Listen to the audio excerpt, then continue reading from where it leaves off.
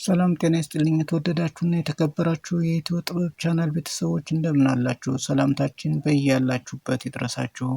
እነሆ የዕለቱን አዳዲስና ወቅታዊ መረጃዎች እንደሚከተለው አቀርባለሁ። አብራችሁን ቆዩ። በቅድሚያም ዋና ዋና አርዕስቶቹን በማስቀደም ኢራን የአሜሪካንን የጦር ቤዝ አጠቃች።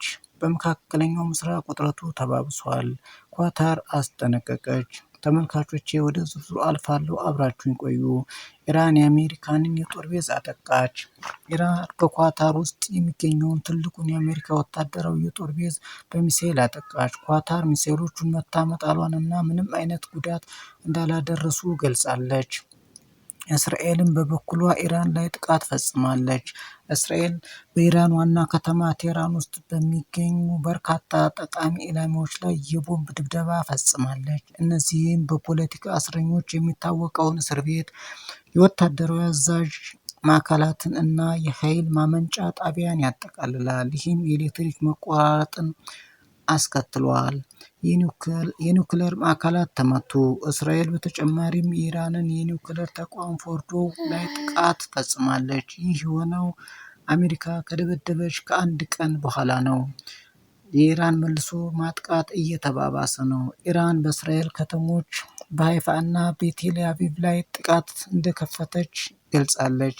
በመላው እስራኤል የማስጠንቀቂያ ሳይረን በመሰማት ላይ ይገኛል።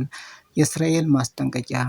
የእስራኤል ጦር በቴህራን የሚኖሩ ሰዎች ለደህንነታቸው ሲሉ ከወታደራዊ ህንፃዎች እንዲርቁ አስጠነቀቁ። ህዝቡ እየሸሸ ነው። ከ11 ቀናት ውጊያ በኋላ በቴህራን ከሚኖሩት 10 ሚሊዮን ሰዎች መካከል ብዙዎቹ ከተማዋን ለቀው እየወጡ መሆናቸው ተዘግቧል። በረራዎችም ተሰርዘዋል። በርካታ ዋና ዋና አየር መንገዶች በአደጋው ምክንያት በመካከለኛው ምስራቅ ሁሉም በረራዎች አቁመዋል።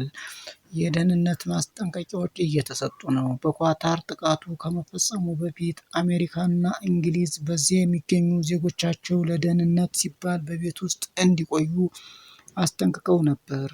ብሪታንያ ዜጎቿን ከእስራኤል ማስወጣት ጀምራለች። ኳታር ጥቃቱ ድንገተኛ ነበር ስትል ገልጻለች። ኢራን መልሶ ለመዋጋት ቃል ገባች። የኢራን የበላይ መሪን ጨምሮ ከፍተኛ መሪዎች ወደ ኋላ እንደማይሉና አሜሪካ እንደገና ካጠቃች ውጊያውን እንደሚቀጥሉ ተናግረዋል። ሩሲያ ኢራንን ደገፈች። የሩሲያው ፕሬዝዳንት ፑቲን በኢራን ላይ የተፈጸመውን ጥቃት አውግዘው አገራቸው ከኢራን ጎን ያላት አጋርነት የማይፈርስ መሆኑን ገልጸዋል። ፈረንሳይ አንዳንድ የፈረንሳይ ዜጎችን በያዘው የቴህራን እስር ቤት ላይ እስራኤል በፈጸመችው ጥቃት ተቆጥታለች። ቻይና አሜሪካ የራሷን ታማኒነት ጎድታለች ያለች ሲሆን ጦርነቱ ከቁጥጥር ውጭ ሊወጣ እንደሚችል አስጠነቀቀች። እንግሊዝ፣ ጀርመን እና ኔቶ በበኩላቸው ሁኔታው አደገኛ መሆኑን በመግለጽ ኢራን የኒውክለር ጦር መሳሪያ እንዳታገኝ መከላከል አስፈላጊ መሆኑንም ተናግረዋል። አሜሪካ ኢራን